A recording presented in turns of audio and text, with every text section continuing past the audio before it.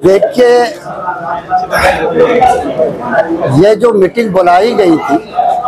मुत्तहिदा मिल्ली क़यादत की आवाज़ पर बुलाई गई, जिसका पहला सिरा all India Muslim personal law board से शुरू होता है और तमाम मिल्ली तंजीमें, तमाम समाजी तंजीमें, तमाम मुल्क में जो इंसाफ पसंद तबके के लोग हैं उनकी और तमाम जो वो सियासी नुमाइंदगान हैं जो आज इस बिल इस एक्ट की मुखालफत कर रहे हैं, उन सब लोगों के मुश्तरका तौर पर यहाँ पर ये मीटिंग मुनअक़िद की गई, जिसमें अभी आपने देखा कि अररिया ज़िला के हर ब्लॉक से नुमाइंदा इसमें शरीक हुए। ये मीटिंग, ये जो वक्फ एक्ट आया है जिस पर सुप्रीम कोर्ट में रिमार्क्स बाकायदा हुआ कि इसके बहुत सारे दफ़ात मुल्क के आईन और दस्तूर के ख़िलाफ़ हैं, और हम लोगों का अपना रिसर्च ये है कि ये पूरा का पूरा जो एक्ट आया है ये वक्फ की जायदाद को तरक्की देने वाला, उसकी हिफाजत करने वाला, उसको बढ़ाने वाला नहीं बल्कि उसको मुसलमानों से छीनने वाला,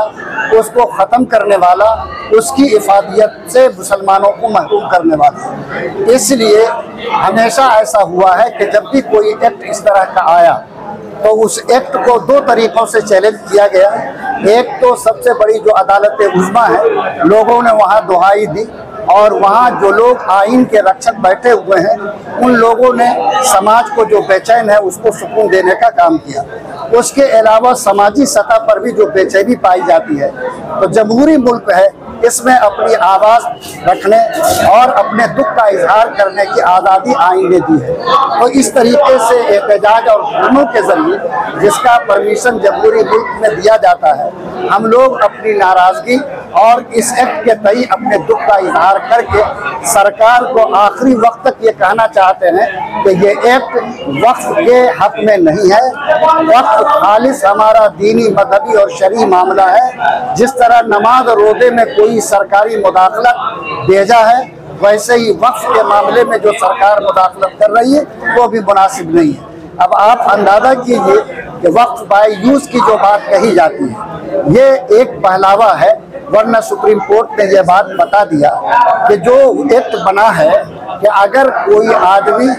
कोई भी वक्फ की जायदाद का 6 महीने के अंदर वक्फ बोर्ड में रजिस्ट्रेशन नहीं करा सका तो वो जायदाद वक्फ की नहीं रहेगी। अब जो 500-600 साल पहले जायदाद वक्फ हुई, क्या उसका कागज़ मौजूद है? किस कागज़ की बुनियाद पर उसका रजिस्ट्रेशन नहीं हुआ? और आज 70% जायदाद ऐसी हैं जो पुरानी है, उनका इस तरह का कागज़ और रजिस्ट्रेशन मौजूद नहीं, वो सब के साथ खतरा है। इसी तरीके से किसी के कब्जे में अगर 12 साल तक वक्फ की जायदाद रह गई तो वो जायदाद उसी की हो जाएगी, मालिक बन जाएगा। सरकार की जायदाद के बारे में कोई ऐसा कानून नहीं, मुसलमानों की जायदाद के बारे में ऐसा कानून सरासर नाइंसाफ़ी है। इसी तरीके से जो और भी मामला वक्फ के अंदर खड़े किए गए कि अगर कोई 100 साल पुराना कब्रिस्तान, ईदगाह, मंदिर है, सरकार चाहे तो उसको आसार कदीमा बना दे। यहाँ 60% ऐसे कब्रिस्तान, ईदगाह, मसाजिद हैं जो 100 साल पुरानी है, क्या उनको आसार कदीमा बनाकर उसका एक दायरा तय करके मुसलमानों को उससे महरूम कर दिया जाए?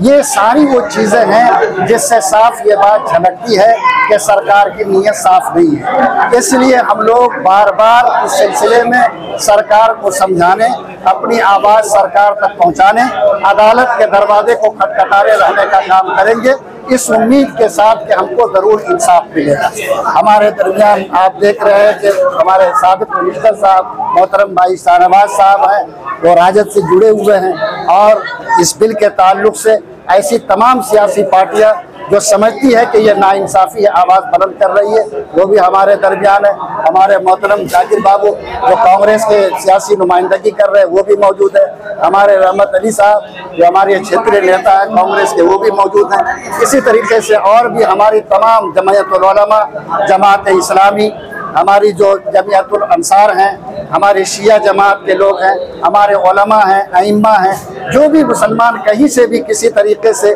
दीन की, ईमान की समझ रखते हैं, उनके नुमाइंदा आज की मीटिंग में आए और उन्होंने ये तय किया कि 3 मई को यहाँ पर एक एहतजाजी प्रोग्राम रखा जाए। 10 बजे ये एहतजाजी कारवां रवाना होगा, एक जगह जमा होकर अपने दुख का, गम का इजहार करेगा और इंसाफ का मुतालबा करेगा। हाँ, सुप्रीम कोर्ट तो जाहिर बात है हम लोग को तो आखिरी उम्मीद की जगह वही है,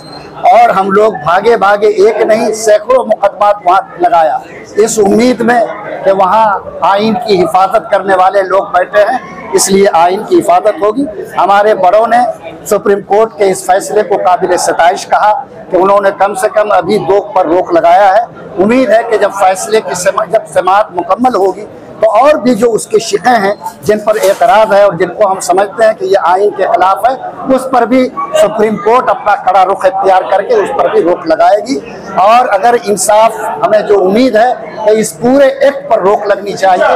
और इंसाफ के तरीके पर गौर करके वो एक्ट बनना चाहिए जिससे मुल्क में सुकून आए और जिन लोगों के साथ ये मामला है वो चैन की सांस ले सकें।